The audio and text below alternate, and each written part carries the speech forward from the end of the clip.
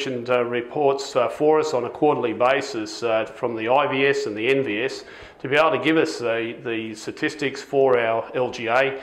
And it was surprising to see the value of visitation to our region, which is approximately 1.3 million visitors to our region each year, with a spend of 170 million. And the report showed that we were the biggest employer here in the Southern Highlands, eclipsing agriculture and manufacturing, which are the number one and number two economic drivers for the region.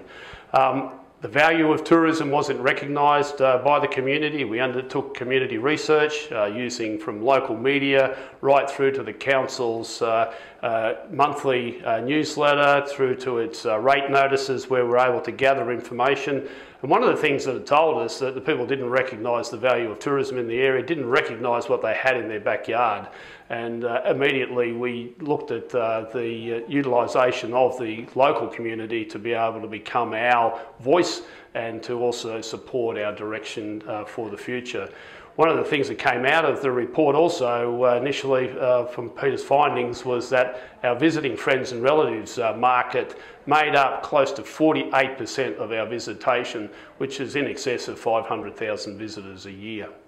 Further to the summit report, identified in that report was the positioning of the Southern Highlands. In 2004, the Southern Highlands was positioned as a destination of indulgent experiences. Unfortunately, on reflection of that, at the time I came on board, we did not have the product and the industry to be able to support that positioning, and in turn we actually rebranded the Southern Highlands and moved forward with better positioning and an all-encompassing engagement from our industry and the community.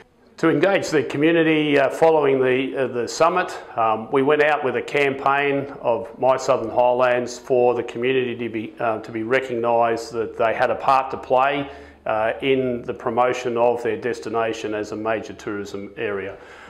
We initiated a program, an ambassador rewards program under that branding of My Southern Highlands, to obviously grow community pride in the area, to obviously create awareness for what's in their own backyard, and for them to be able to look at inviting their friends and relatives to the Southern Highlands.